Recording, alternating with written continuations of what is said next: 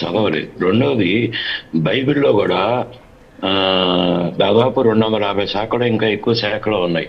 ఆ 10 కమాండ్‌మెంట్స్ అనేది గూడా ఒక్కొక్క శాఖకు ఒక్కొక్క రకంగా సినిమాని మార్చి చేశారని చెప్పననే చాలా మళ్ళీ మంది అంటారు. అదొకటుంది. రెండవది హలో! అవును. హ్మ్. వినిపిస్తుందండి? సార్ మాట్లాడండి. యెస్. మాట్లాడండి సార్. రెండవది ఈ 10 కమాండ్‌మెంట్స్ అని చెప్పినది ఒక్కోడికి ఒక్కొక్క రకంగా చెప్పారు. ఒక్కోడికి ఒక్కొక్క శాఖ ఉంది. హ్మ్. ఆ శాఖ ప్రకారం వాళ్ళు ఇది చేస్తుంటుంటారు. నాకు తెలిసి ఏ పాస్టర్ కూడా పూర్తిగా బైబిల్ చదవలేదు.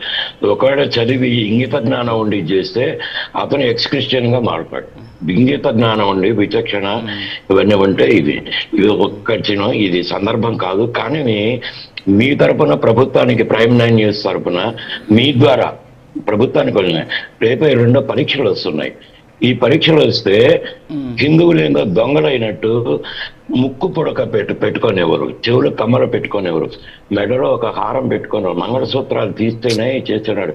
ఈ ఆర్డర్స్ ఎవరు పెట్టారో కానీ హిందువులు దొంగలా అండి? మేము హిందువులు ఏమైనా దొంగలమా? ఏ ఎలక్ట్రానిక్ డివైస్ బ్లూటూత్ కానీ ఇది కానీ ఏ వైఫై డివైస్ పెడితే డిబార్ చేయి. అసలు పరీక్షలకు అనర్హత అని చెప్పి ఏం పాపం చేసామండి మేము హిందువులు? మంగళసూత్రాలు తీయమంటే ఒక స్త్రీ ఎంత ఏడుస్తుందో తెలుసా? పరీక్ష కోసం అంటే మంగళసూత్రం తీయాలా లేకపోతే పరీక్ష రాయాలా అని చెప్పనండి. మీ ద్వారా ప్రభుత్వానికి ఒక మనవి చేస్తున్నా. మిగతా మతాల వాళ్ళు పైనుంచి కింద దాకా వేసుకున్నా దాంట్లో బ్లూటూత్ డివైస్ ఉన్నా వైర్డ్ డివైజెస్ ఉన్నా కానీ వాళ్ళని ఏం చెక్ చేసే దమ్ము ఈ ప్రభుత్వాలకు లేదు. హిందువులకి ఏంది మాకు ఈ దౌర్భాగ్యం అంటున్నా. అందుకని ఈ సెక్యులరిజాన్ని పీకేయండి. ఈ సెక్యులరిజం దేశానికి పనికి రాదు ఆయన.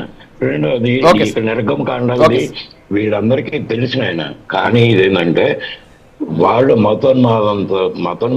మత వ్యాప్తి కోసం అంత పెద్ద మదర్ తెరీసానే నేను మత వ్యాప్తి కోసం చేసేటానికి వచ్చాను కానీ సేవ చేసేటానికి వచ్చానని చెప్పలేదు.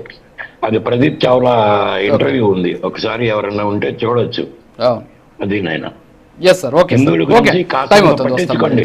ఒక పాస్టర్ డిప్యూటీ సీఎం బెదిరిస్తే బయటకు వస్తే ఇచ్చేస్తుంటే ఏం చేస్తున్నారు ఈ కోర్టులు, ఏం చేస్తున్నాయి వీళ్ళు ఏం చేస్తున్నారు అని. ఓకే సార్ శ్రీనివాసాచారి గారు సార్ మీ ఆవేదన అర్థమైంది. చింతపల్లి మసూదన్ రెడ్డి గారు ఇప్పుడు శ్రీనివాసాచారి గారు మంచి మాటలు చెప్పారు. కొన్ని పోటీ పరీక్షలకైతే చాలా దారుణమైనటువంటి పరిస్థితులు మనం చూస్తున్నాం. చివరికి